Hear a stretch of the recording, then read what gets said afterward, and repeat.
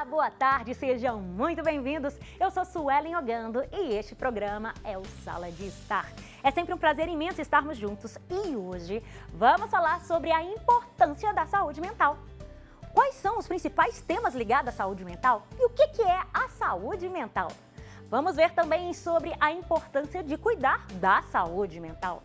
E ainda vamos ver sobre as empresas que trabalham com a saúde mental. A Unimed tem o programa Viver, que incentiva hábitos saudáveis para melhor qualidade de vida. Mas também tem vários outros grandes projetos falando sobre isso. E hoje é claro que não poderia faltar o nosso momento de espiritualidade com o Padre Samuel Fidelis e o nosso Café com o Senhor com Grazi Zamboni.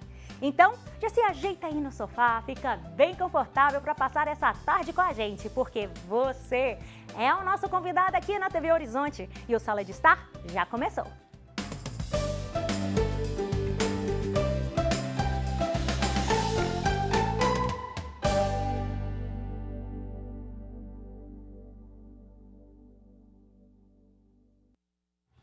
Transtornos emocionais, comportamentais, alimentares, psicóticos, dentre outros, são alguns dos principais temas relacionados à saúde mental. E neste mês, o Janeiro Branco é uma campanha que visa a promoção da conscientização e a importância de cuidar da saúde mental e prevenir doenças decorrentes do estresse, como ansiedade, depressão e pânico. E para falar sobre isso, estamos com o psiquiatra Alexandre Pereira e com a psicóloga infantil comportamental e que trabalha com a intervenção baseada na aba, a Viviane Lima. Olá, sejam bem-vindos, muito obrigada. Obrigada, bom dia. Obrigado. Doutor Alexandre, vamos começar com o senhor. Conta pra gente a diferença, primeiro, do Janeiro Branco para o Setembro Amarelo, algumas pessoas confundem, e a importância da saúde mental, né, dentro da nossa sociedade. Muito bem, isso é importante. A diferença, na verdade, o Janeiro Branco está mais ligado à ideia de conscientização da importância da saúde mental na nossa saúde como um todo, né? Então, é um momento de reflexão aí no início do ano, principalmente, né? Que a gente começa aí os nossos planejamentos, aí, o que a gente vai querer fazer, quais são os nossos desejos, nossas expectativas. E o Setembro Amarelo é mais vinculado à questão da prevenção do suicídio. Então, a gente foca na questão realmente da prevenção do suicídio. Então, essas são as diferenças aí básicas entre esses dois momentos do ano, não é isso? Em relação à saúde mental como um todo, a gente pode dizer que depois da Covid-19, né, principalmente depois da pandemia, a gente começou a perceber que a saúde mental, de fato, ela tem uma importância essencial na vida das pessoas, né? Porque é exatamente ela que nos faz interagir com as pessoas, com o mundo e conosco. Né? Então, sem saúde mental não há saúde. Eu acho que a gente podia deixar esse recado para começar a conversa. Muito bem. Isso mesmo. E Viviane, fala pra gente a importância de avaliar quando uma criança ela tem alguns sinais. Os pais podem estar atentos, né? Existem alguns sinais, certo? Sim, existem alguns sinais. A gente percebe muito nas crianças uma irritabilidade, uma agressividade sem uma função aparente, ou então um isolamento. A criança fica mais amuadinha, ela fica, que muitas vezes é visto, é uma depressão infantil. Às vezes é um primeiro sinal de um problema que está acontecendo, que pode vir de base comportamental e assim, e se não tratado, sim, pode chegar a um transtorno ali mais à frente. Mas a gente vê muito isso, né? É a agressividade ou então essa necessidade de se isolar. Ela para de brincar, ela não responde muito bem, né, aos convites, ela não quer mais estar no meio, ou então ela estar no meio com seus pares de uma forma mais agressiva, mais irritada, mais provocativa. Muito bem. Conta pra gente um pouco, pessoal de casa que não conheça essa nomenclatura ABA, o que vem a ser isso e como que ela é aplicada? Então, a aba é a análise do comportamento aplicado, né? E ela pode ser feita através de intervenções estruturadas ou naturalistas. Eu prefiro mais o naturalista, que a gente vai aplicar isso dentro do ambiente natural dessa criança. Então, é ensinar crianças habilidades sociocomunicativas através de um passo a passo, de forma gradativa, usando reforçadores positivos. Então, por exemplo, eu vou ensinar a criança a escovar o dentinho. A gente usa muito recursos visuais, lúdicos, onde eu mostro para ela qual que é o primeiro passo, o que a gente tem que fazer e depois. E aí, o que eu brinco com os pais é que a gente começa esse treinamento fazendo pela criança, depois fazendo com a criança e, por último, observando essa criança fazendo e sustentando se ela ela, né, tem algum deslize ou cometa algum errinho básico para que isso não aconteça. Perfeito. As intervenções ABA, elas são pautadas sempre no sucesso da criança. Então, a gente tem que estar ali junto para fazer a criança conseguir, para que ela realize aquele proposto, porque aí ela é estimulada a fazer mais vezes, né? E à medida que ela vai se sentindo pronta, ela vai pedindo e ela vai topando mais desafios, até que um momento que eu consigo tirar esse suporte, ela caminha sozinha. Perfeito. Porque agora ela já tem uma memória boa, né, do que é construir uma nova habilidade ali. Muito bem. E, doutor Alexandre, conta pra gente por que nós estamos em pleno século XXI, mas ainda existem estigmas e tabus sobre saúde mental, sobre psiquiatria. Por que nós estamos nessa vibe ainda, gente? Eu acho que nós já avançamos bastante. Eu acho que hoje, né, a gente tem percebido que a importância da saúde mental como um todo, né, a vida relacional nossa toda é baseada na nossa capacidade de interagir conosco e com os outros. E para que isso aconteça, a gente precisa estar com a mente, né, relativamente saudável para a gente poder trabalhar e poder contribuir com a sociedade, poder ter os vínculos afetivos que nós necessitamos tanto. Nós somos uma espécie que precisamos muito do vínculo, né? Nós nos construímos a partir do vínculo com o outro, com as pessoas, né? Desde pequenininho, o ser humano ele começa a se desenvolver a partir do contato com o seu semelhante, não é isso? Então, isso é fundamental, né? Então, inclusive, um dos aspectos mais importantes de risco de adoecimento na vida adulta é exatamente você ter uma infância, primeira infância ali, até mais ou menos 5, 6 anos, num ambiente saudável, né? Os principais fatores que geram adoecimento mental na fase adulta, um dos principais é exatamente situações de abuso e negligência com criança. Então, esse é um fator, então, realmente muito importante. Sim. É um dos poucos elementos que a gente pode trabalhar em saúde mental como prevenção, ou seja, cuidar muito dessa fase da vida é extremamente importante para que você tenha um adulto aí saudável, né? E durante algum tempo na história humana, né, a gente estigmatizou muito as pessoas que têm alteração de comportamento, né? Especialmente aquelas alterações que chamam mais a atenção, né? Casos mais graves, por exemplo, né? Por exemplo, esquizofrenia, transtorno bipolar, são situações que as pessoas têm uma mudança muito radical de comportamento e, em algum momento, parecem perder a razão, né? Isso gera muito medo nas pessoas, de que as pessoas que perdem a razão possam fazer qualquer coisa e sejam perigosas.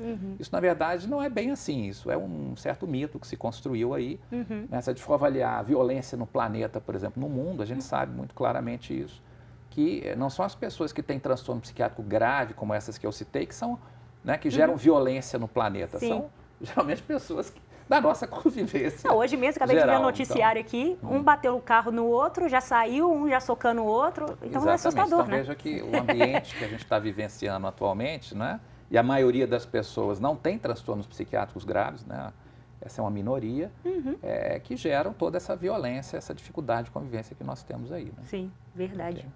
E Viviane, fala pra gente, como que é importante o Janeiro Branco, os pais também terem consciência disso, para também ajudar os filhos, caso tenha algum traço, né, mediante a isso que a gente falou até agora. Então, eu acho que o ponto essencial, principal nesse Janeiro Branco é a gente olhar para a criança e enxergar a criança. A gente está num mundo onde a gente enxerga muito transtornos, né? Então, assim, eu trabalho com crianças autistas, TDAH, então você não enxerga a criança, você enxerga o autismo. E da gente fazer, né, uma reconstrução cognitiva, de percepção mesmo, de olhar para aquele indivíduo enquanto indivíduo, então é uma criança. O que cabe a essa criança dentro da fase de desenvolvimento que ela está, né? E a gente vai perceber o quê? As crianças hoje são mini adultos, as crianças hoje têm uma rotina diária muito pesada e falta o brincar, falta a saúde mental, falta o tempo de ócio. Para quê? Para elas elaborarem, para elas criarem, para elas inventarem. Que, né, na minha época eu dizia muito do inventou moda. Inventou moda. E foi lá, está inventando alguma coisa. E ou hoje até mesmo aquelas expressões que a gente escuta. Ih, tá fazendo arte. Está fazendo arte. Né? E fazer arte é importante. Sim. Né? Eu costumo dizer que brincadeira é coisa séria. Então, assim, é olhar para as nossas crianças, né? Eu falo da infância aí, enquanto criança e permitir que elas sejam crianças. A gente não vai colocar uma criança numa aula de futebol para virar um Neymar. A gente tem que colocar para divertir. E aí, será que eu preciso daquela escolinha? Será que jogando bola com meu filho no grupinho deles, com os amigos, não é mais saudável? Então, eu acho que esse Janeiro Branco serve muito para a gente fazer essa reflexão, sabe? De deixar a criança ser criança. Isso mesmo. E, doutor Alexandre, conta pra gente agora um pouco sobre a questão do apoio familiar. Porque às vezes a gente tem algum ente da família que a gente vê que não está indo muito bem ou que está sofrendo algum transtorno mental, enfim, como que a gente realmente pode chegar e ajudar alguém assim? Tá, esse é um ponto importante, porque um dos elementos que nós sabemos muito claramente que promovem saúde mental é exatamente o apoio psicossocial, né? Isso é um elemento fundamental, isso é muito claro na literatura, né? Pessoas que têm bons círculos afetivos, né, geralmente têm uma boa capacidade de reagir, ou uma melhor capacidade de reagir às adversidades. Então, isso é muito importante.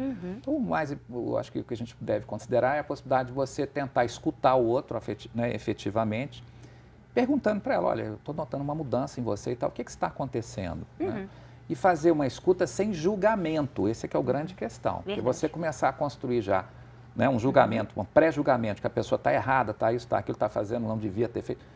A gente tem que tentar entender e pedir para que a pessoa, então, a gente, né, nos disponhamos a escutar aquela pessoa sem julgá-la, ou seja, tentar entender por que mudou o comportamento, o que ela está sentindo, o que ela está percebendo, né? Para que aí, a partir dessa fala, da expressão emocional dessa pessoa, a gente possa tentar ajudá-la de alguma maneira, né? Às vezes buscando uma ajuda profissional, enfim, às vezes uma conversa, às vezes aberta, né? Pode também ser muito útil. Então, é nesse sentido que eu acho que a gente tem que estar sempre atentos. Muito bem. Gente, nós já estamos acabando esse primeiro bloco nosso, né? Quer dizer, esse nosso bloco. E eu gostaria, por gentileza, que vocês falassem um pouco sobre umas considerações finais. O que vocês acham que realmente é relevante e a gente ainda não falou? Então, por gentileza, agora Viviane e depois doutor Alexandre, por favor. Então, eu acho que o principal disso tudo é a gente deixar a criança ser criança.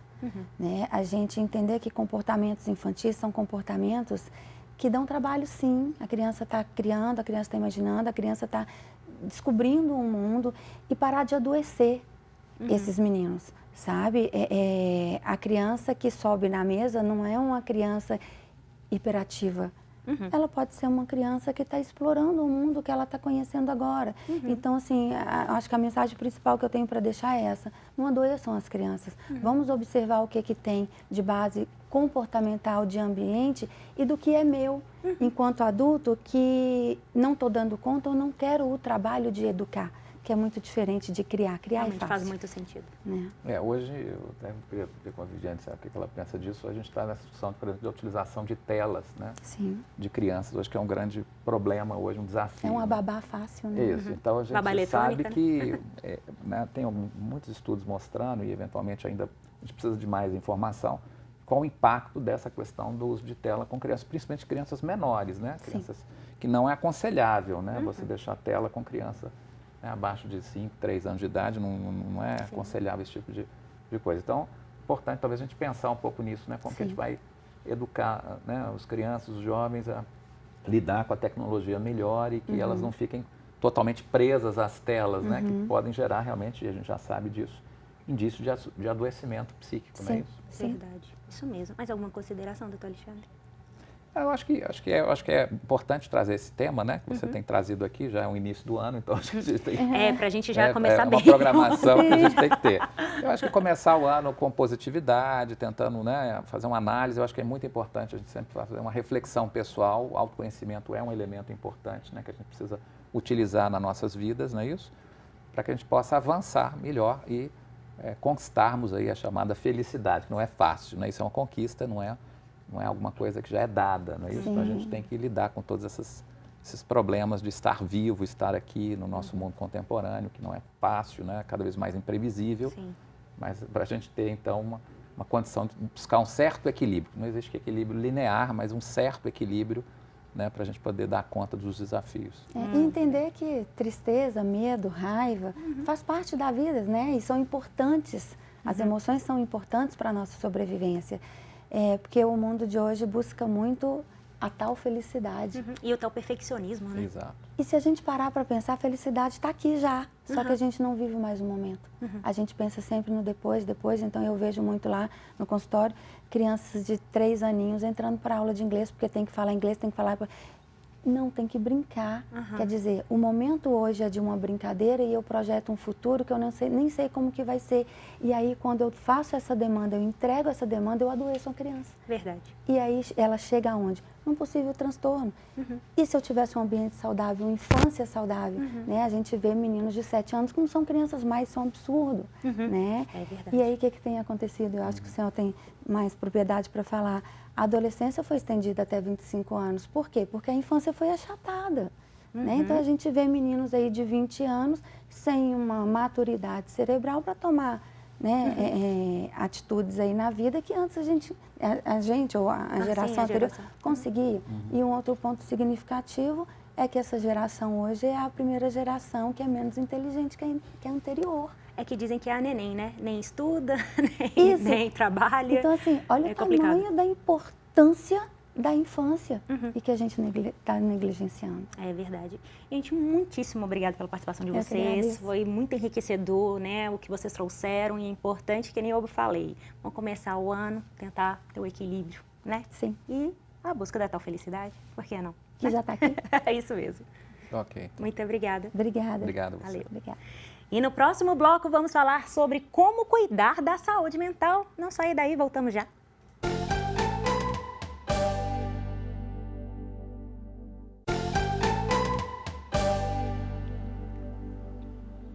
E já estamos de volta com Sala de Estar. Hoje o nosso tema é sobre a saúde mental. Reservar tempo para atividades que proporcionam relaxamento, prazer, ajudam a ter relações saudáveis. E por que é importante cuidar da saúde mental? Olha, para responder essas e outras perguntas, estamos com a psicóloga comportamental, a Fernanda Silvério, e com a neurologista doutora Araísa Ferreguete. Sejam muito bem-vindas, meninas. Obrigada. Muito bom ter vocês aqui, viu? Ô Fê, vamos começar com você? Olha, por que é importante a saúde mental e como que a gente pode observar ela no dia a dia? Então, boa tarde, Sueli, boa tarde a todos. A questão da saúde mental é muito importante, né? E observá-la no dia a dia com pequenos hábitos que a gente pode ter, né? Reservar um momento para o autocuidado, ter um diálogo assim mais assertivo nos relacionamentos mesmo, assim, de casa e tudo mais, atividade física, né? Um sono com tranquilidade. Então, assim, são pequenos hábitos que a gente pode ter no dia a dia para que a gente mantenha a saúde mental em dia. Muito bem. E Araísa, conta pra gente, quais são os principais benefícios, né, que nem a Jalmeik comentou, mas quais são os benefícios da gente ter esse cuidado com a saúde mental? A saúde mental, ela dita a sua vida. Se a gente não está com a psique, com a mente, com o cuidado disso, ok, vai impactar em todo o seu dia a dia. Então, nos seus relacionamentos interpessoais, nos relacionamentos de trabalho, na sua produtividade, nos seus afazeres. Então, qual a importância de cuidar disso, de ter esse cuidado? É estar bem para ser produtivo no seu dia a dia e conseguir manter um relacionamento interpessoal, seja no trabalho, seja em casa, na família, com os amigos, a contento. Porque senão isso explode. Verdade. E Fernanda, como que a gente pode pensar na questão de normalizar também, gente, a busca por uma saúde mental legal? Porque parece que ainda tem uns tabus, né? Ah, psiquiatra, não, eu tô louca, eu tô maluco, né? Não, somos no século XXI, né, gente? Como é que fica isso, Fernanda, por favor? Então, é importante, né, a gente ter essa conversa, né, com as pessoas sobre saúde mental, porque exatamente o que você falou, é muito estigmatizado o tema ainda, né? Por mais que agora a gente já está falando mais, já tem falado mais sobre saúde mental, ainda é muito estigmatizado. Então, assim, muita gente sofre sozinho, né? Talvez por medo do julgamento, talvez por achar que consegue lidar com as coisas sozinho, não é bem assim. Então, a gente precisa falar sobre saúde mental, falar sobre os cuidados, sobre a ajuda, né? De procurar profissionais da área, porque um acolhimento, né, uma escutativa de um psiquiatra, de um psicólogo, isso faz total diferença na vida das pessoas. É verdade. E, Araísa, conta pra gente, quais são os principais hábitos? A Fernanda já meio que comentou, né, sobre bom sono, essas coisas da atividade física, mas alguma coisa seria interessante pra gente pensar? As pessoas têm que pensar em normalizar o seu dia a dia. Então, manter uma boa rotina, com horário de acordar bem estabelecido, horário de dormir bem estabelecido, um bom sono. A atividade física ajuda tanto no relaxamento quanto na parte hormonal para manter adequada essa saúde mental. Vários estudos aí já nos mostram que manter atividade física regular diminui crises de ansiedade, diminui problemas de sono, e isso contribui para manter a saúde mental em dia. Então, bons hábitos, quando falamos de bons hábitos, é manter boa rotina, com atividades ao ar livre, com contato com a natureza, com boa alimentação, alimentos menos ultraprocessados. Então, aquela velha história, né? Desembalar menos e descascar mais. Comer comida normal, que são coisas que mantêm os nossos hábitos saudáveis. Ter hábitos saudáveis contribui para uma boa saúde mental. E sempre cuidar de si, no sentido também de ter um momento de relaxamento.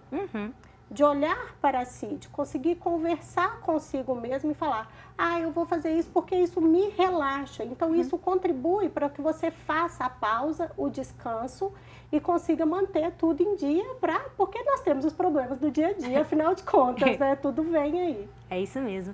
E, Fernanda, a gente pode pensar também na questão da sociedade, porque a gente tem a parte da criança, adolescentes, adultos. Como que a gente pode tentar ter um equilíbrio e observar a importância de cada uma dessas faixas etárias, sabe? E sobre a saúde mental, sobretudo, né? Então, é importante, né, essa questão, essa visão integrativa do todo do ser humano, né? Desde criancinha até o adulto. Então, assim, observar comportamentos, né, para ver se está tudo dentro, vamos dizer assim, daquilo que é normal, saudável, né, para as pessoas.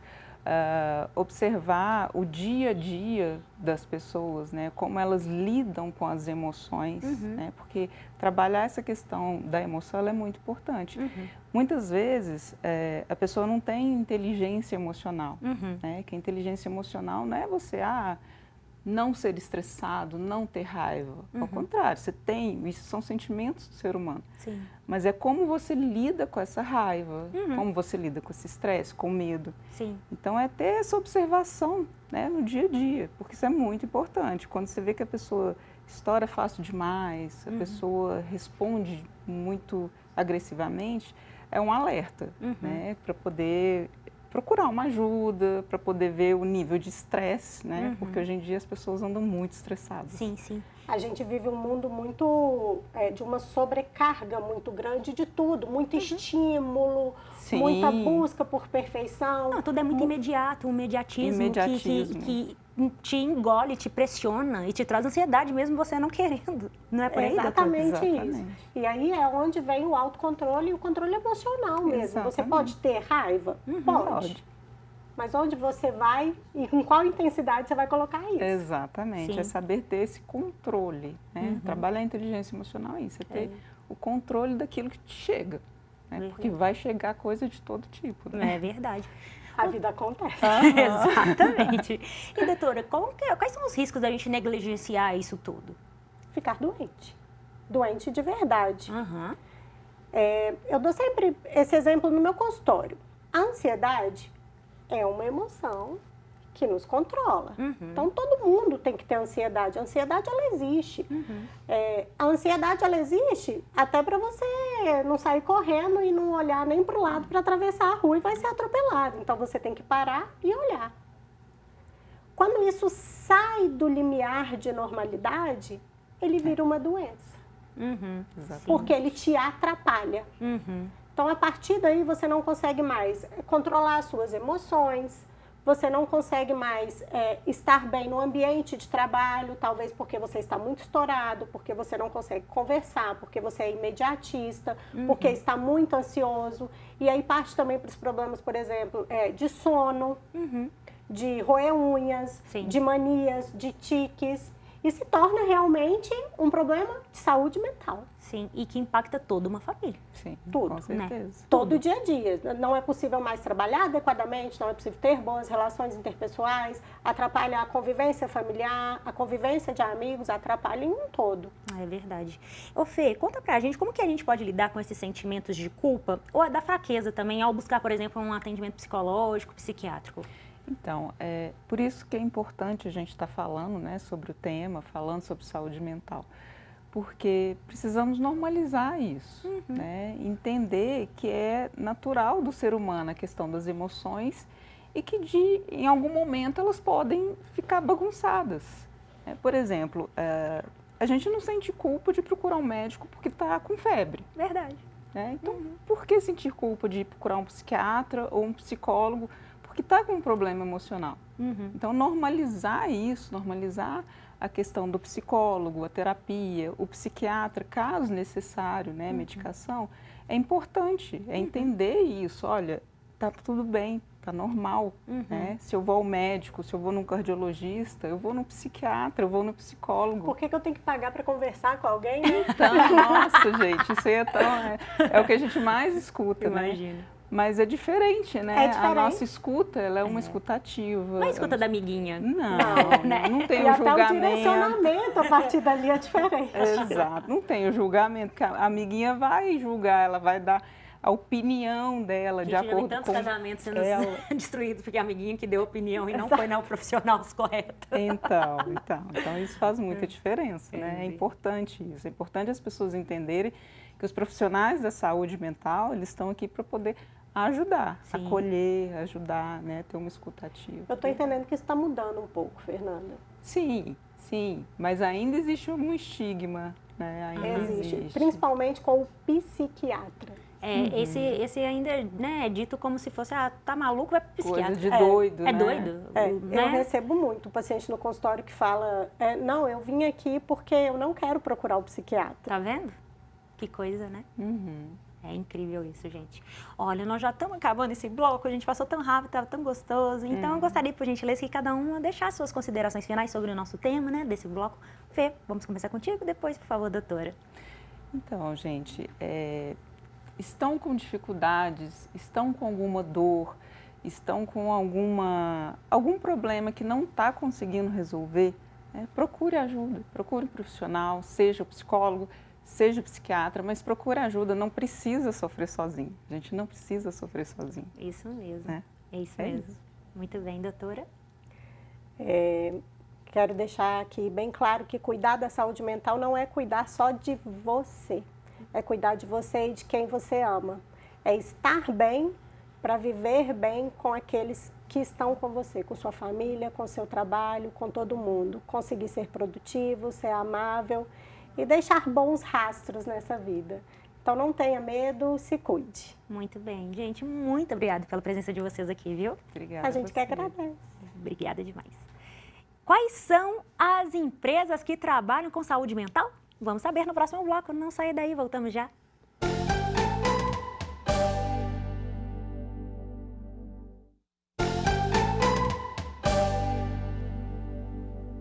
O Sala de Estar já está de volta com o assunto saúde mental. É importante as empresas lidarem com o tema de saúde mental entre funcionários e a sociedade. E para falar sobre isso, estamos com a psicóloga do Instituto Floreri, Juliana Antunes. Olá, seja bem-vinda, tudo bem? Muito obrigada. Tá certinho o nome do instituto? Tá certinho. Ah, perfeito. Oi, Ju, conta pra gente sobre a importância de quebrar esses tabus, né, dentro de assuntos como tabus dentro das empresas e como que é importante ser falado e ter um diálogo aberto entre funcionários, chefes, gestores. Sim, a gente tem visto um crescente, né, aumento sobre o assunto, né? A saúde mental tem entrado nas conversas do dia a dia das pessoas. E as empresas, enquanto representante, né, de uma sociedade, elas têm também essa responsabilidade em trazer esse assunto à tona, né? Quando a gente fala de saúde física, a gente percebe que a gente não tem tanto tabu para falar de doenças físicas, né? Como diabetes, pressão alta. Normalmente isso já é bem implementado. E por que não trazer saúde mental também para essa conversa, né? Quanto mais a gente abrir esse diálogo, a gente diminui as chances de cronificação de transtornos que já devem estar presentes e muitas vezes não encontram espaço para falar sobre esse assunto. Verdade. E como que a gente pode pensar que as empresas elas podem adotar iniciativas? Como é que funcionaria mais ou menos isso na real? Sim, essa é uma boa pergunta, né? As empresas têm desejo em tratar sobre esse assunto, mas não sabem muito bem por onde começar. Eu gosto de pensar que, de forma geral, a gente tem que criar ambientes acolhedores, né? As empresas, o trabalho sendo o local onde a gente passa a maior parte do nosso tempo, ele tem esse poder de ser um fator protetivo para a nossa saúde mental ou um fator de risco. Então, o ambiente onde a gente está inserido influencia muito no nosso bem-estar. Mas, de forma bem prática, eu gosto de trazer 3 pilares importantes para quem quer começar a trazer esse assunto na empresa. Um primeiro pilar poderia ser os diagnósticos, as avaliações. Então, as empresas podem investir, né, seriam profissionais preparados para isso, em diagnóstico que tragam dados. Né? Os dados são importantes para que a gente possa criar ações mais direcionadas dentro das empresas. Então, seriam avaliações diversas, avaliações de ansiedade, de saúde mental, de qualidade de vida, para ter um panorama geral de como anda esse assunto nas empresas. Perfeito. Né? Então, tendo dados, fica muito mais fácil a gente propor ações. Um segundo pilar são as práticas educativas. A educação ela é uma excelente forma de prevenção. Então, como eu disse no início, né, a gente vê prevenções, campanhas preventivas de doenças físicas, mas a gente não vê tanto de saúde mental. Verdade. Então, propor ações preventivas de educação, sejam palestras, workshops, rodas de conversa, né? Então, ações que busquem tanto desmistificar né, os transtornos mentais, né, falar sobre eles de uma forma mais fluida, mas também de trazer elementos de proteção. Né? O que eu posso fazer para cuidar da minha saúde mental? Quais são as ações que eu posso implementar no meu dia a dia para cuidar desse assunto na minha vida? Então, trazer práticas de educação para as pessoas, para os colaboradores que trabalham nessa empresa. E também um ponto muito importante é cuidar das lideranças. Sim. Quando a gente fala de práticas educativas, as lideranças têm um papel muito importante, porque são eles que estão à frente de equipes. E normalmente são pessoas que estão sob grande pressão. Então, cuidar de uma intensificação da educação para essas pessoas, para que elas possam ser fonte de apoio para os seus colaboradores, identificar alguns sinais de que as pessoas não estão bem e de si também, né? Faz de sentido, aprender porque a cuidar imagina, de si. eu sou um gestor, eu tenho que dar conta dos meus funcionários, né? De todo mundo, do meu time, mas eu também não estou bem, né? Sim. Então, é importante ter essa unificação de saúde, né? Mental legal, E né? normalmente são relações que trazem muita dificuldade, né, para a saúde mental, assim, são relações difíceis. Então, são pessoas que têm que cuidar de si, mas também tem que ser esse apoio para a equipe. Verdade. Né? E um terceiro pilar que eu gosto de enfatizar são as intervenções psicológicas que podem ser trazidas para dentro das empresas. Legal. Plantão psicológico, né, colocar uma pessoa à disposição para falar sobre esse assunto lá dentro, para receber pessoas, Legal. né, e fazer um primeiro acolhimento e outras intervenções, né, oferecer um acompanhamento psicológico, rodas de conversa sobre temáticas que aparecem dentro das empresas. Então, são intervenções mais pontuais que também podem ser implementadas. Isso mesmo. E conta pra gente agora mais sobre como que funciona mesmo o trabalho do Instituto. O Instituto Floreiro, ele surgiu com essa proposta, né? É difícil encontrar empresas que fazem trabalho, que levam a saúde mental para dentro das empresas, diferenciando um pouco do recursos humanos, que não é isso, né, que a gente faz. Mas o Instituto Floreiro, ele propõe ações tanto de diagnóstico em saúde mental, práticas educativas, a gente oferece palestras, workshops, para poder ensinar as pessoas, né, assim, uma forma de autocuidado dentro das empresas e fora também, né, na vida privada, que a gente não pode diferenciar a vida no trabalho e a vida privada. E oferecemos também as intervenções psicológicas, né, os plantões psicológicos, o acompanhamento terapêutico, grupo de conversa dentro das empresas, né? A gente teve um caso recentemente onde as pessoas viveram um momento de luto pela perda de um colega e a gente propôs uma roda de conversa para falar sobre esse assunto. Então, isso traz um acolhimento, né? Um momento em que as pessoas podem se organizar diante dos acontecimentos. E eu acho muito interessante que traz uma humanidade, sabe, para aquele momento. A gente não pode descredibilizar, né? Sim. É importante isso. A gente tem um programa sobre luta aqui é importante sim a gente ter aquele tempo do luto, viver, né? Porque às vezes fala, não, bola pra frente, tudo vai dar certo. Mas espera aí, aquele momento é um momento importante. Sim. Eu não posso fingir que não está acontecendo, né? Você falou uma palavra, né? A humanidade. É isso. Uhum. Se a gente for resumir, é tocar na humanidade do outro, É. né? A gente não está diante só de colaboradores. Porque parece que fica tudo muito robótico, né? Sim. Inteligência artificial tá aí, mas peraí, não somos inteligência artificial. Sim. Somos humanos, sentimos, sofremos e queremos, né? Ter uma melhor qualidade de vida, de trabalho e ajudar o próximo também, né? O colega de trabalho que não está bem, né? Tudo que cuida da nossa humanidade vai ser uma promoção de saúde mental. Verdade. Né? Eu acho que o que a gente precisa é olhar para a nossa humanidade. Eu acho que quando a gente pensa em cuidar da saúde mental, é isso, olhar para a humanidade que está ali presente em cada um. Isso mesmo. Gente, olha, inclusive, a 3378, que é uma empresa também gestora de saúde corporativa, que ajuda no acesso de qualidade de saúde aos trabalhadores e auxilia também os gestores de diversas empresas. E para falar do assunto de como promoção, vamos dar uma olhadinha aí no que eles vão falar pra gente. Os transtornos mentais causam impactos que vão além do indivíduo. Eles afetam famílias, empresas e a sociedade como um todo. A produtividade no trabalho cai, as relações se tornam mais difíceis e a qualidade de vida diminui. É por isso que falar de saúde mental é tão urgente. Reconhecer que ela é essencial e buscar formas de prevenção e tratamento são passos fundamentais para mudar esse cenário. Cuidar da saúde mental é tão importante quanto cuidar da saúde física. Para apoiar a saúde dos trabalhadores, acreditamos em uma abordagem que combine dados, tecnologia e o cuidado humanizado.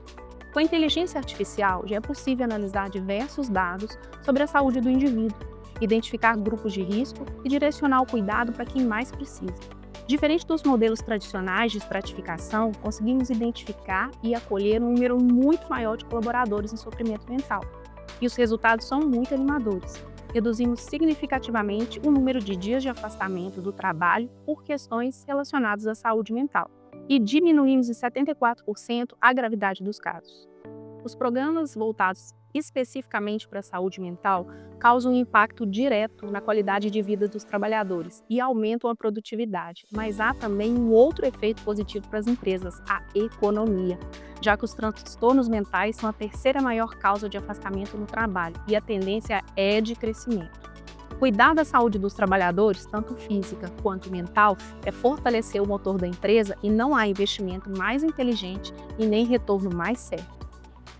Realmente é muito importante, né, Juliana, ter empresas que falem sobre a saúde mental e, sobretudo, Janeiro Branco, né, que nós estamos vivendo agora nesse mês. Juliana, conta pra gente agora a importância de ter o quê? Esse engajamento, ter essa questão toda de fala dentro das empresas, para que até mesmo os funcionários eles se sintam mais criativos, mais produtivos. Tudo faz parte de uma saúde mental bem equilibrada, não é mesmo? Sim. É só a gente imaginar, né? Um ambiente com hostilidade, como é que a gente se sente, né? Será que a gente vai se sentir criativo, produtivo, com vontade de estar ali? Um ambiente acolhedor que se preocupa com a nossa humanidade, como a gente estava falando, vai permitir que a gente se sinta muito mais criativo, muito mais motivado, muito mais engajado naquilo que a gente está fazendo, né? E isso por si só, acho que todo mundo consegue compreender.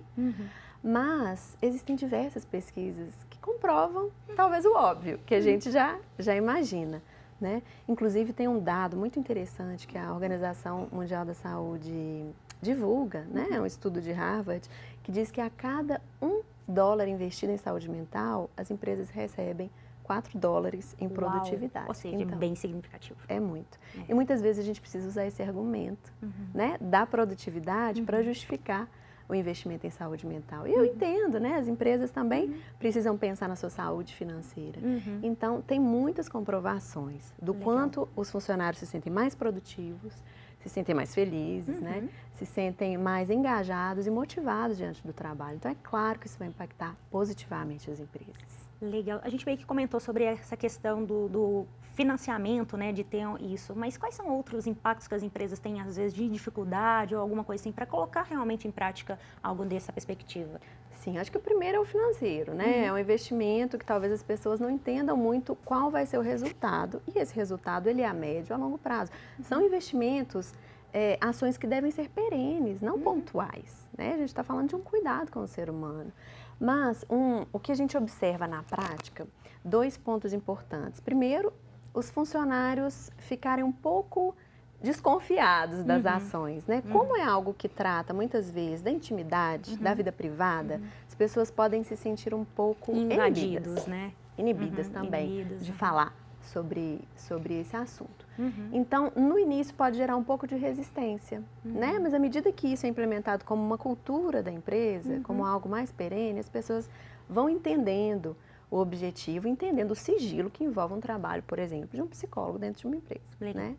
É, realmente. E um outro ponto importante também é que as empresas, inicialmente, quando a gente começa a fazer um trabalho de saúde mental, começam a surgir questões. Sim. Então, as pessoas começam a falar mais, começam a trazer as suas experiências com os sintomas, e isso faz parecer que está piorando, né? Então agora eu posso falar sobre os meus sintomas depressivos, agora eu posso falar dos meus sentimentos que eu vivo dentro da empresa e fora dela. Então, parece que, peraí, eu tô colocando aqui algumas ações de saúde mental, mas está piorando? Mas não, aquilo já estava ali, mas não estava sendo falado, e aquilo já estava Não estava à trazendo luz, impacto. né? Só estava... Exatamente, a gente começa a trazer à luz assuntos que antes não tinham permissão para estar ali. Sim. Então, dá essa impressão. Por isso que a gente fala que são programas que devem ser mantidos, porque a médio e longo prazo, e a curto também, mas a médio e longo prazo, os resultados vão aparecer. Verdade. Ju, a gente já está acabando esse bloco, então eu gostaria que você deixasse para a gente as considerações finais, né? O que você acha que é relevante a gente falar mais sobre? Sim. As empresas, elas são um recorte, né, da sociedade. Então, é um ambiente onde a gente passa grande parte do nosso tempo. Então, é muito importante que elas se despertem para essa importância de trazer também esse cuidado com a saúde mental lá dentro. Né? Quando a gente fala de saúde mental, a gente não pode separar a nossa vida de trabalho da nossa vida pessoal. Não é só o trabalho que interfere na nossa saúde mental, mas é também. Né? Então, se eu tenho um ambiente que nos protege, que cuida disso, né? Claro que a gente traz muita coisa de fora da nossa vida privada para dentro das empresas, né? Mas se a gente está num ambiente que é mais acolhedor, que está preocupado com o nosso bem-estar, com a nossa humanidade, isso vai refletir imensamente na vida pessoal de cada um e na vida financeira, produtiva. Sim, é um todo, né? É um todo. Verdade. Então, é um convite para as empresas se abrirem, né, para essa possibilidade, para esse olhar, limpar esse olhar e olhar para o outro como, não apenas como um investimento, mas como um humano que está ali, que está compartilhando esse momento, né? Isso mesmo. De vida. Juliana, muito obrigada pela sua participação no nosso programa. Realmente foi muito importante a gente falar sobre este outro olhar que é pouco explorado, né? Sim. E tão importante. Muito obrigada, Suelen. Eu que agradeço. Gente, no próximo bloco, olha, nós vamos para um breve intervalo e na volta tem que Padre Samuel Fidelis, o nosso sofá. Fica aí, a gente volta já.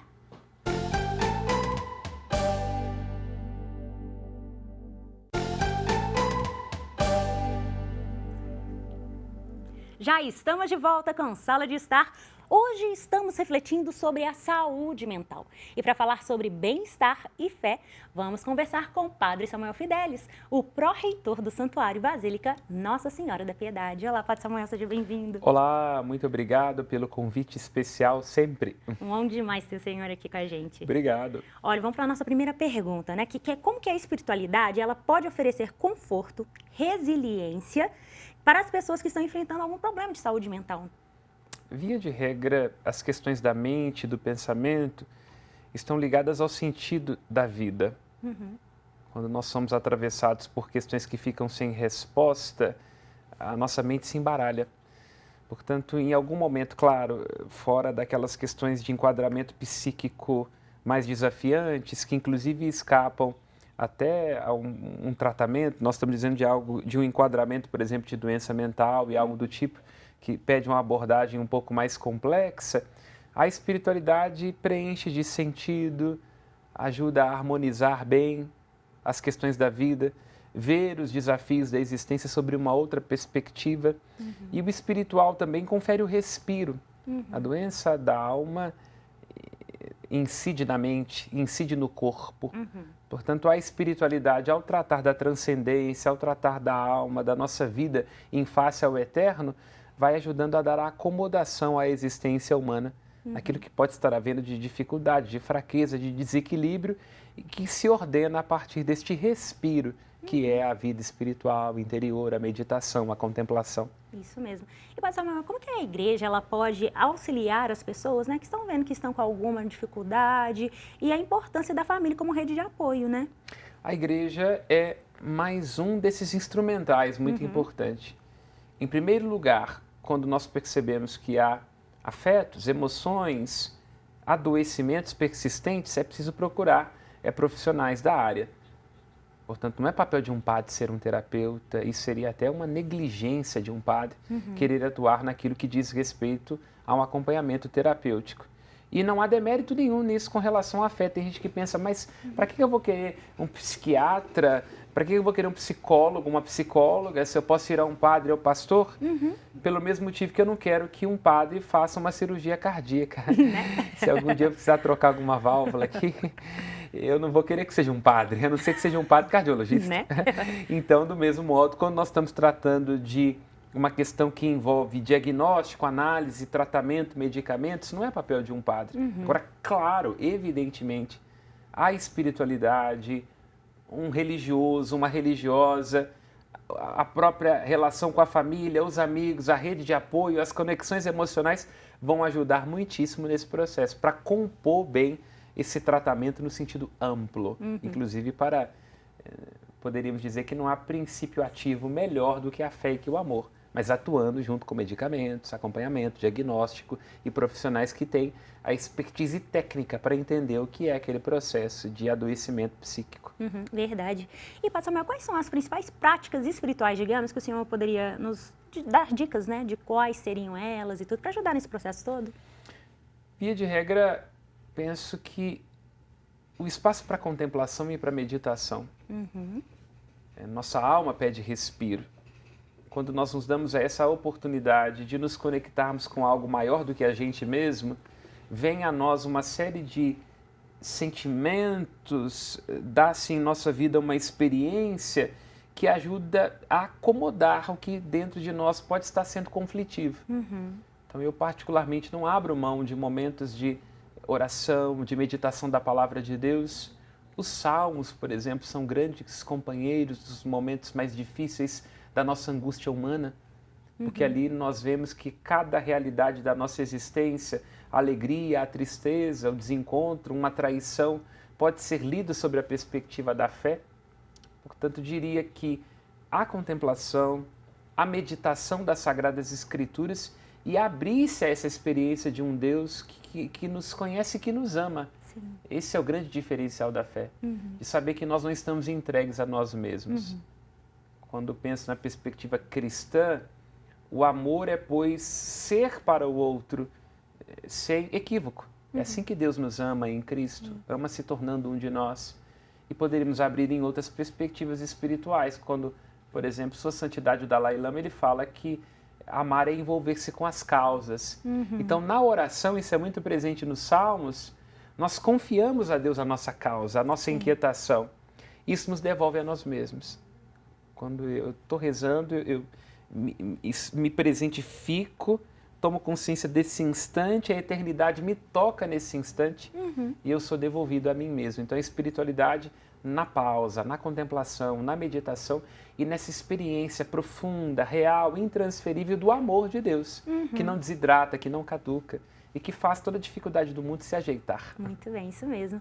E, pastor Samuel, quais são os principais desafios, por exemplo, quando o senhor, né, tiver algum fiel, né, enfim, alguém da igreja que está com alguma dificuldade, teve algum desafio, alguma coisa assim? Há sempre os temas. Tem temas que são muito recorrentes, inclusive, geralmente ligados a um âmbito do relacionamento. Eu sempre brinco, quando vou atender confissões no santuário, eu falei assim, agora eu vou resolver questões matrimoniais ali, porque é o que mais aparece dentro do âmbito do atendimento, porque é uma das áreas da vida onde, se nós não estamos devidamente harmonizados, isso vai desequilibrando as outras coisas todas. A questão, acho que cada momento da vida vai impondo alguma dificuldade, as questões financeiras são um desafio. E o que eu procuro fazer? Primeiro, a escuta. Penso que todo o processo de cura começa com o sujeito se presentificando diante das próprias questões. E tendo alguém que o escuta sem pretexto e sem contexto. Aí que eu acho que está a sacada do padre ou do terapeuta. Porque boa parte das vezes, quando nós estamos sofrendo, significa que há voz gritando em nós, que nos tornam ansiosos, preocupados, há um tanto de gente querendo interferir na nossa vida. Verdade. Então, penso que o primeiro lugar de um padre, que é um curador ferido, é o da escuta. Então, escuto, percebo, e ali na própria fala da pessoa vai ajudando a desalinhavar. Há momentos em que eu percebo que se há alguma questão mais persistente, há algo ali que exige uma abordagem um pouco mais técnica, aí eu já falo com a pessoa de imediato, olha, isso aqui precisa ser tratado numa terapia, numa análise, recomendo isso ou aquilo. E quando eu percebo que é alguma questão onde a própria pessoa consegue elaborar, aí eu vou fazendo alguma problematização e criando um link com a fé. Porque as Sagradas Escrituras, a tradição da igreja, a espiritualidade cristã tem uma série de elementos que podem ser repertório para que a pessoa possa lidar com as próprias questões à luz da fé, orientado pela igreja, podendo tomar parte em todo o ensinamento espiritual, que é um tesouro da fé cristã católica. Verdade. Então, vou procurando fazer essas balizas. Muito bem. Vale lembrar também que é sempre importante, né? Nós estamos no Janeiro Branco, né? A importância da saúde mental. Então, é sempre importante a gente ter o espiritual alinhado ao emocional, a atividades físicas, que nem foram faladas aqui no nosso programa, né? É importante ter esse equilíbrio de tudo, né? Claro, é a tradição da psicanálise de dizer, né? É corpo, mente juntos e sãos. Então, nós, enquanto seres humanos, nós somos um composto que envolve nossa dimensão espiritual, que é onde reside esse nosso ser pessoal que nos liga a Deus, essa centelha divina, esse sopro que dele recebemos. A dimensão mental, que é, pois, essa vida psíquica, que é, pois, onde está sediada as nossas emoções, nossos sentimentos, que partilhamos com todos os outros animais. Nós podemos, na nossa relação com os bichos, perceber que eles também têm uma consciência imprecisa, sentem, se alegram. E a nossa dimensão corporal, que é esse nosso físico, que se modifica, que tem uma debilidade, uma fraqueza natural, que tem potência, mas também tem debilidade. Então, tudo isso tem que estar muito bem alinhado. Não tenho dúvida nenhuma de que muito do nosso adoecimento psíquico contemporâneo tem a ver com o nosso senso de urgência, com a nossa ambição desmedida, com as redes sociais, com a positividade tóxica. Teríamos vários aqui conceitos da filosofia, da sociologia, da psicanálise para tratar, dando nome para esse adoecimento contemporâneo que está aqui na mente, né? Porque a nossa relação com a tecnologia, a dissolução dos vínculos, a descrença com relação às instituições, essa desidratação do valor espiritual, onde tudo é muito material, tudo isso tem gerado consequências profundas em nós, nas nossas relações, tem gerado adoecimento, sobretudo mental. É verdade. E Padre Samuel, agora chegou aquele momento, né, que damos voz ao pessoal de casa para esclarecer suas dúvidas e curiosidades com o Senhor. Então agora é a hora do nosso quadro Padre Nosso.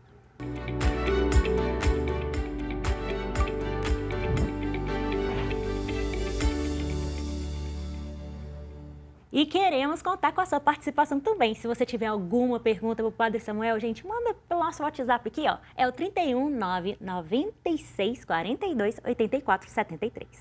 Então vamos para a nossa primeira pergunta. Gostaria de ouvir a opinião do senhor sobre suicídio. Suicídio entre os padres e os jovens. Suicídio é um tabu, né, Marta? E quem nos escuta?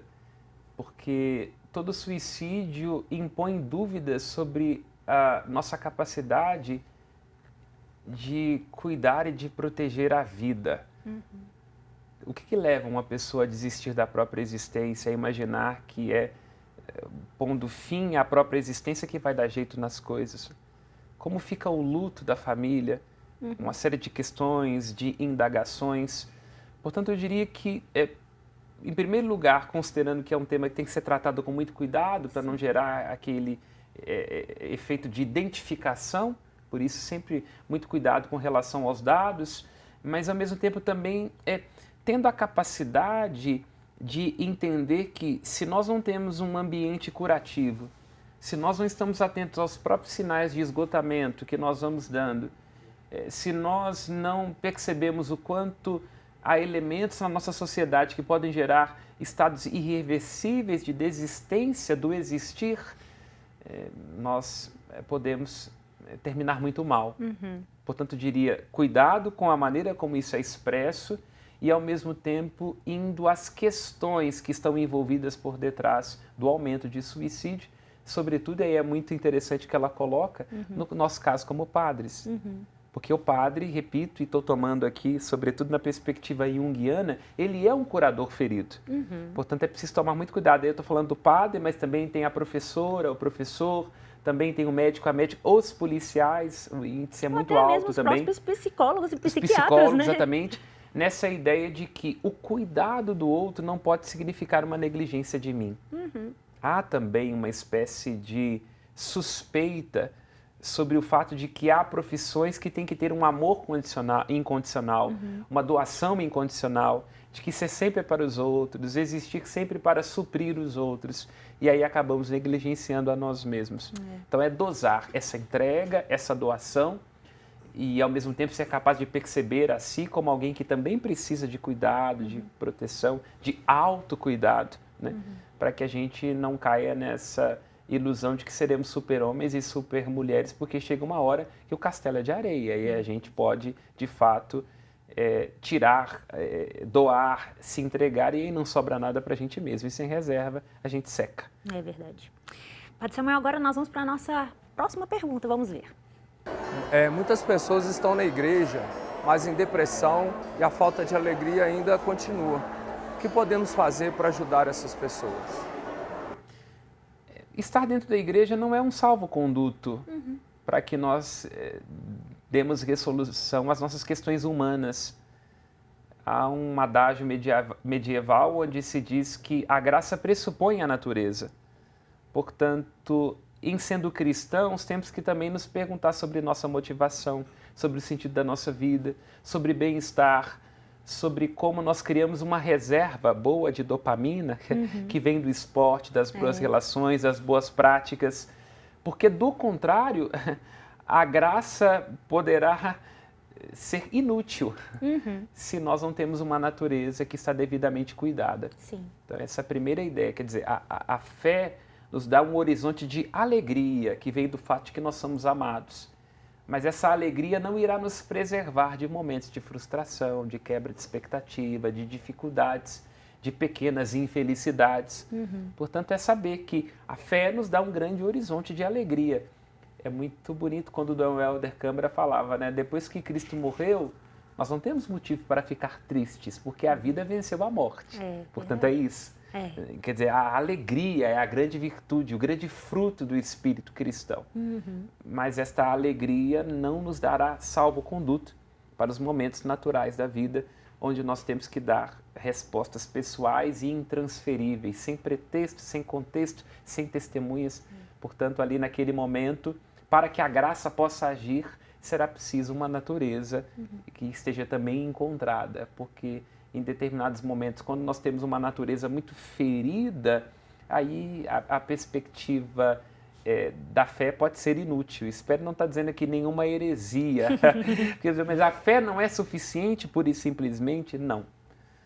A fé pode ser uma boa companheira, ela é um grande instrumental, ela nos fala sobre para onde nós estamos caminhando, mas neste processo é preciso academia, boas relações, um pouco menos de rede social, cuidado de si, alimentação adequada, porque do contrário a fé poderá ter muita dificuldade de preencher, de irrigar as outras dimensões.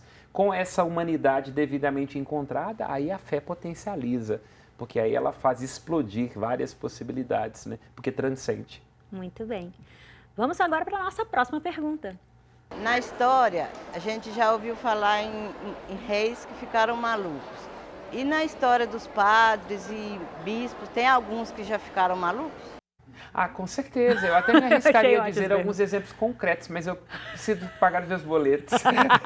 Então, é claro, não é dos grandes que a loucura deve ser vigiada. Veio uma lista aqui na minha cabeça que eu não poderia nem dizer. Deixa pra lá. De pessoas, religiosos loucos, né? Há um limite muito tênue entre o que nós costumamos entender como santidade e a loucura. E ao longo da história, posso dizer certamente que nós tivemos aí loucos santos, poderíamos dizer, né? Agora, o problema talvez é quando a gente pode inverter a lógica, né? santos loucos. Então, quer dizer, em que medida uma pessoa, mesmo sendo santa ou ocupando este ou aquele cargo dentro da igreja, tem limitações psíquicas como qualquer ser humano. Tem suas neuroses. Agora, o problema é quando nós temos pessoas que ocupam cargos assim e tem muitas psicoses, muitas paranoias, que isso pode fazer muito mal. Porque o poder na mão de um paranoico pode gerar um efeito catastrófico. Ou pior ainda, quando nós estamos dizendo de uma perversidade. Quando a pessoa acaba fazendo daquele cargo, daquela estrutura de poder, uma vazão para as próprias questões internas que estão adoecidas. E uma pessoa adoecida adoece outras pessoas, né? Então, nós poderíamos dizer, né, que houveram santos loucos, sim. Em vários momentos nós podemos dizer ali, olhando para uma situação ou outra, para citar a própria Teresa d'Ávila, a mente é a louca da casa, né? Agora, loucos santos, aí que é o desafio, porque você pode ter ali uma pessoa que utiliza do cargo, da própria estrutura religiosa para dar vazão às suas perversidades, às suas paranoias, né? Sim. E volto a esse ponto, né? Não há salvo-conduto. Não é o fato de uma pessoa ser padre, ser bispo, ser religioso, que vai deixá-la imune a uma possibilidade de adoecimento mental. Então, sim, nós temos que estar sempre atentos, né? Termino citando Hamlet, né? É nos grandes que a loucura deve ser vigiada. Adoro. Então, preciso estar atento. Maravilhoso, é verdade. Bom, Padre Samuel, muito obrigada, então, pela sua participação. Até semana que vem. Eu que agradeço. É sempre um prazer falar de um tema como esse, né? Que traz, assim, a sua polêmica, mas é muito importante, né, que a gente, enquanto rede catedral de comunicação, não tenha medo das boas questões, né? Isso mesmo. Bom. Começar já janeiro, já pensando em saúde mental pro ano todo. Com certeza. E de santo de louco, todo mundo tem um pouco. Maravilhoso. Isso aí, muito obrigada. Que agradeço. E no próximo bloco, Grazi Zamboni e o nosso momento também, gente, do Café com o Senhor. Então, ó, não sai daí, voltamos já.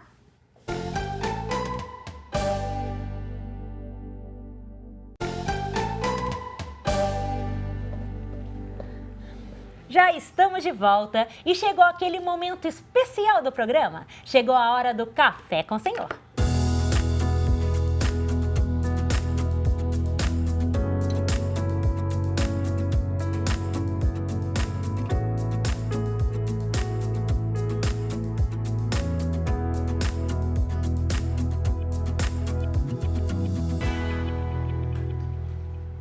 E Grazi Zamboni já está aqui no estúdio. Oi, Grazi, tudo bom? Tudo bom? Como que foi de férias? Quer dizer, recesso, né? De final de ano, essas coisas. Só todas. 2 dias, gente. Mas tá bom, Tá né? bom. Deu pra descansar um pouquinho? Não, ótimo, né? Recarreguei as demais. energias. Eu vim com o sotaque mais forte. Ah, tá lindo, adoro Pronto, o sotaque. fica assim.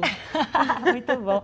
Ô, Gra, nós estamos falando agora no mês de janeiro, né? Com relação ao janeiro branco, sobre saúde mental, sabe? Sim, muito importante. Na sua opinião, como é que você avalia que a terapia ela pode ajudar, né, as pessoas, a auxiliar as pessoas que estão neste momento de algum conflito interno, alguma questão de transtorno, coisa do tipo?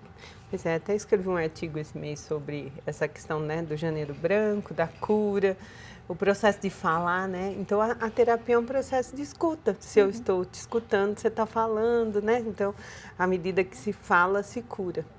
Isso é importante. Lembrando que todo propósito tem que se passar por um processo, mas que a gente tem que se permitir também assim, não, hoje não tá bom, né? Hoje eu não consigo, olhando para os seus limites, sabe? Não tendo esse foco assim, dessa autocobrança, de ter esse cuidado, né? De falar, nossa, hoje eu estou cansada, né? Hoje eu preciso dormir um pouco mais, né? E partindo desse princípio e caminhando, né? É verdade. Ô, Gra, também a gente pode pensar que ter uma boa saúde mental é o quê? O equilíbrio de tudo na nossa vida, né? Porque se eu estou mal com a minha saúde, com a minha psique, eu vou pessimamente com relação aos meus relacionamentos familiares, enfim, profissionais, fica tudo muito ruim, né? Se a mente não tá boa, o corpo sente, né? Então, é aquela tríade que a gente fala, corpo, alma e espírito, né? Preciso estar com o meu corpo bom, mas a minha alma tem que estar também, e o meu espírito que vai abastecer todo o resto, né? Então, é um mês que a gente vai incentivar, faça uma meditação, né? Tenha um tempo para você, a questão da gratidão, né? Aqui mesmo nós criamos o pote lá, tá lá na recepção, para a gente poder deixar aqui que eu sou grato hoje. Verdade. Não é em 30 dias uma gratidão, tem uma gratidão diária, né? Legal. Algo no seu dia hoje, de repente começou não como você queria, mas aí você fala assim, nossa, alguém me estendeu a mão, né? Ganhou uma bala hoje. Sim. E aí você vai escrever, eu sou grata por essa bala. Sim. Não são grandes gratidões, são pequenas que vão nos formando, que vão nos enchendo. Porque no dia que eu não estou bem, é o momento de mergulhar dentro daquele pote e falar assim, o que eu posso tirar daqui? Verdade. O que está me motivando a continuar aqui, né? A fazer isso? Aonde eu me derramo, né? Verdade. Esse é o processo. É legal, em cima disso de gratidão, tá me lembrando uma coisa boba, gente, mas em cima disso, os pequenos detalhes que fazem toda a diferença. Eu estava toda triste porque eu queria comprar um remédio e o remédio estava muito caro. Aí, e ainda venceu a receita. Eu falei, ai, senhor, 2 nãos, né? Que sacanagem, tô triste, começando o ano com essas, né? Eu falei, não deixa a peteca cair. Aí eu fui, refiz a receita e tal, e fui numa outra farmácia. Ela foi tão gentil, ela falou assim, aqui na nossa farmácia tem o genérico dele, que também é bom tanto quanto e tá mais barato. Eu falei, olha, gente, eu lamentei, chorei, fiquei triste por uma questão no dia anterior e depois foi bênção. Porque imagina, foi um desconto de R$40, gente. Então, aí veio o filho lá para comer um sanduichinho para ficar feliz também. Então você viu um propósito nesse pequenas processo. Coisas de ser grato, né? Pequenas coisas. E eu tô falando disso também por causa da saúde mental, porque às vezes a gente fica muito chateado, muito triste com umas coisas e cobra, fala, poxa, nossa, eu errei, eu devia ter prestado atenção na receita. A irritação do dia a dia, né? Perdi o ônibus, fiquei até mais tarde no trabalho. Então, assim, por que eu fiquei? Verdade. E já que fiquei, isso não tem que ser algo pesado. Eu estou aqui por quê? Né? Então, me propus a isso, vou fazer isso com qualidade, com gratidão. E em tudo na vida, né? Então, eu estou em casa, por que eu estou aqui hoje, né? E mesmo nas pausas, que às vezes, quando nós não damos essas pausas, a vida vai nos pausar, né? Aí vem a nossa baixa imunidade, aí a gente não fica bem, né? A gente vê que sempre depois de um período de festa, muita gente fica doente. Verdade.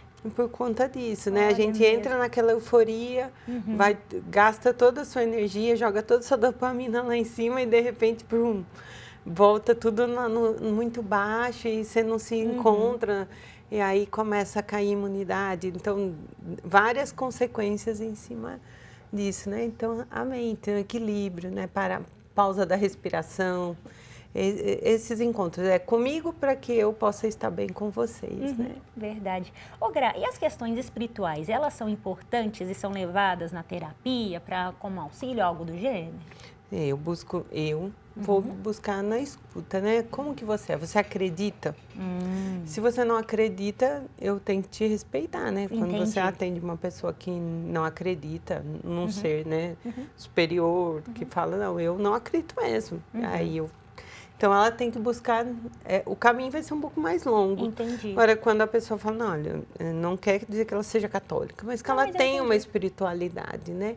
Então, fica mais fácil da gente dar trilhas, né? Porque na hora da meditação, ela pode pegar uma frase da Bíblia, pausar com aquela frase e ficar meditando aquilo, né? Silenciando, trabalhando aquela única palavra.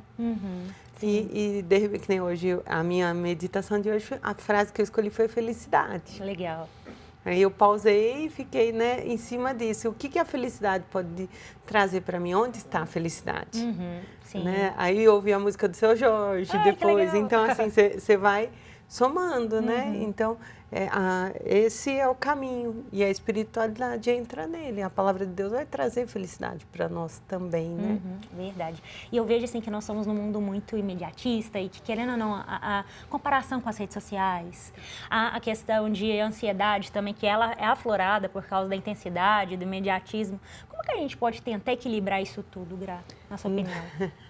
A grama do vizinho é mais bonita, né? Mas ele, de repente, acordou mais cedo para cuidar, né? Tipo isso. Então, tem que tomar cuidado, né? A rede social acelera, é um meio... Nós trabalhamos com isso, né? Gostamos e precisamos também, né? Eu mesmo uso muito. Então, tem que tomar cuidado para não achar que o outro é melhor, que eu tenho que me ver no outro. Não, seja você, né? Faça você. As pessoas gostam de histórias reais. Então, eu não posso buscar a história de outro personagem. Eu tenho que trazer o meu personagem, né? Tem que ser eu, com o meu sotaque, com meus traços, com o meu jeito, falando como eu consigo, né? E aí eu vou criando uma rede boa. E sem ficar pensando assim, o outro no mesmo nicho está com 1 trilhão de seguidores, e o meu não. Aí isso vai criando ansiedade, vai te fazendo buscar o propósito do outro e não o seu. Perfeito, né? É isso mesmo. Então tem que ter esse cuidado. É bom, mas ela causa ansiedade, sim, porque eu olho a grama do outro. É verdade. Ô, Gra, para a gente finalizar, né, fechar o nosso bloco, o que você preparou para a gente hoje de mensagem? Olha, a mensagem é a seguinte, gente. Quando nós pensamos no processo de vida, no processo de ser, nós não podemos ser sozinhos. Pessoas precisam de pessoas. Mesmo que eu queira viver sozinha, que eu goste da minha solitude, eu preciso entender que quando eu nasci, alguém me pôs para fora. Alguém me deu o primeiro banho. Alguém cuidou de mim até eu andar, até eu falar, até eu caminhar. E no meu último suspiro será assim de novo. Eu vou precisar de alguém. Então, que nesse tempo eu possa olhar para mim, mas lembrando que pessoas fazem parte do nosso processo. Muito bem. Isso mesmo, Gra. Muito obrigada, viu? Um ótimo dia para nós. Um ótimo dia, uma ótima semana, um ótimo mês, falando sobre saúde mental. Então, gente, é isso aí, que a gente possa, né, tentar buscar esse equilíbrio, e essa necessidade, né, digamos, de entender quem somos. Eu achei isso muito legal, Gra, que você trouxe hoje. Muito legal. Com certeza. Isso mesmo. Gente, ó, e a nossa mesa, ela tá aí linda, que vocês já sabem. Todas essas delícias são lá do Convívio de Emaús, tudo preparado com muito amor, carinho, igual os produtos feitos em casa. Hoje vamos experimentar chocolate com ameixa. E para você, né, que queira encomendar essas e outras delícias, entre em contato pelo telefone 31 33 75 22 33 ou pelo perfil @saboresemaús. E vocês já sabem, né? Vocês podem rever as entrevistas e matérias do Sala de Estar lá no canal no YouTube e assistir também a nossa programação em tempo real. É toda quarta-feira às 16 horas e tem reprise às segundas às 16, gente. Aproveite e siga a TV também nas redes sociais, onde você encontra os melhores conteúdos da nossa programação. E para finalizar, gente, nós estamos em vários canais. Estamos no 30.1 HDTV Digital, 159 ValeNet, 513 Vivo TV. Então, é isso aí, gente. Muito obrigada mais uma vez você aí de casa. É sempre um prazer imenso estar aqui com vocês. Eu sou a Suelen Ogando e eu te vejo no nosso próximo programa. Até mais!